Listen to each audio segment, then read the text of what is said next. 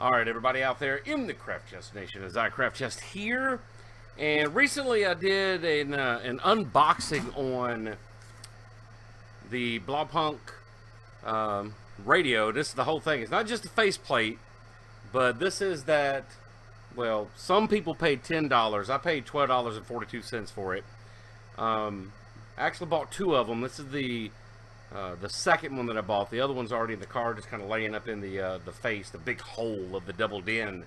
And I got the replacement bracket, the aftermarket kit, because all I need is a plastic, because everything in there is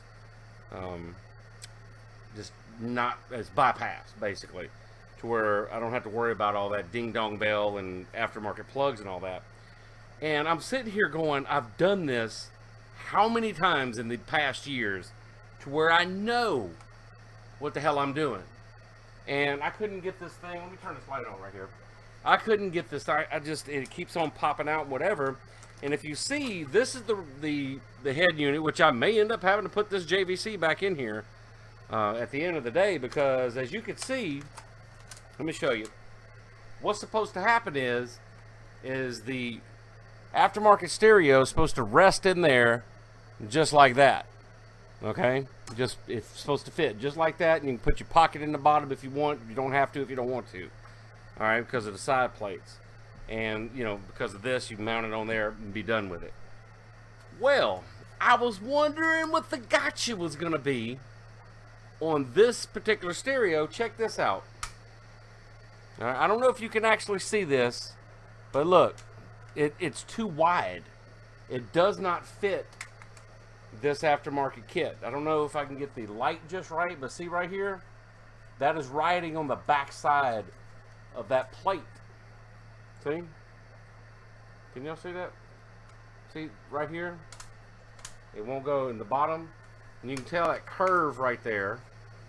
That curve right there on this stereo, on this head unit, is actually keeping that from working. So I don't know how that I can get around that, because I don't think that trim piece, and I may be wrong, shouldn't have to. You know, and every other aftermarket I've ever had in my life, you could just put it through the front with the cage and it works. Now these are a little bit different, I understand, but it should rest in there just like that, and that's what I should see. And on this one, that doesn't work, and I can't mount it. I don't. You see the difference? See how it's riding up like this? It's not in the cradle, basically, is what I'm saying. And I know it's hard to see on camera, you know, but see under there? It's not riding in the cradle.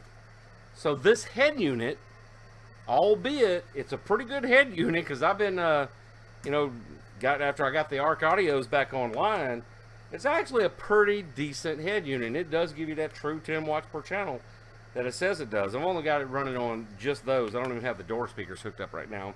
But that's kind of actually kind of crappy that the trim piece, as you can see it right there clearly. See how it's not going in there? And I promise you, I'm trying to get it in there. And I got it to pop in one time, and I don't want to spend too much time on it. You see how it's, I don't know if y'all can hear it popping out of place or whatever, but I'm trying to get it in here. And it's just too wide.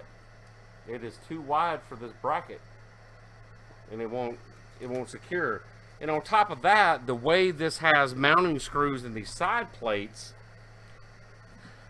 I don't know how I'm gonna do it anyway. So basically, what I'm gonna have to do is kick this to the side for whenever I get a real head unit, or we might go back with the old school JVC. Also have a Sony Explode in there. It's an option. I don't know. It's not a big deal to throw some quick connects on the back of those. And on this particular stereo, the Blaupunkt, I'm going to actually have to take this plate and trace out and make me a custom faceplate if I want this to work.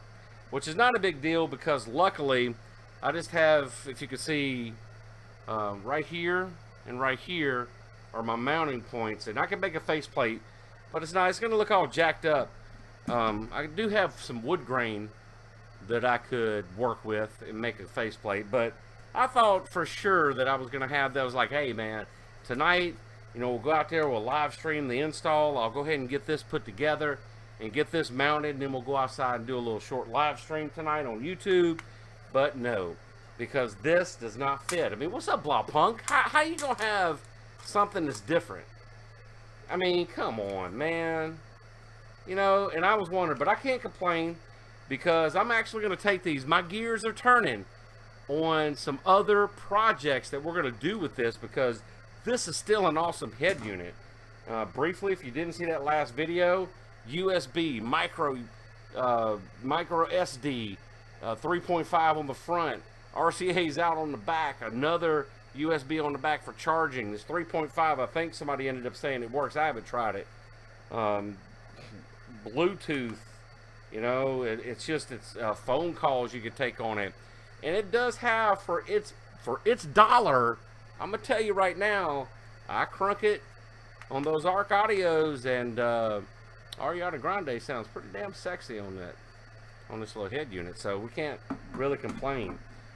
So that's it. I just wanted to record that right quick. If you're looking to put one of these, especially, and what I'm putting it in is a Chevy Cobalt, an 05 Chevy Cobalt, and from 05 to 2010, they all use the same faceplate. They haven't changed anything in the design of that. And as you can see in the backside, it doesn't go through. You know, and every other design I've ever seen goes through the front anyway, and it locks into place. It's a really funky design. Thanks, Chevrolet. I love you. But this stuff right here is just cray cray. It's a craft of the mind. Go out there and have some fun. Woo!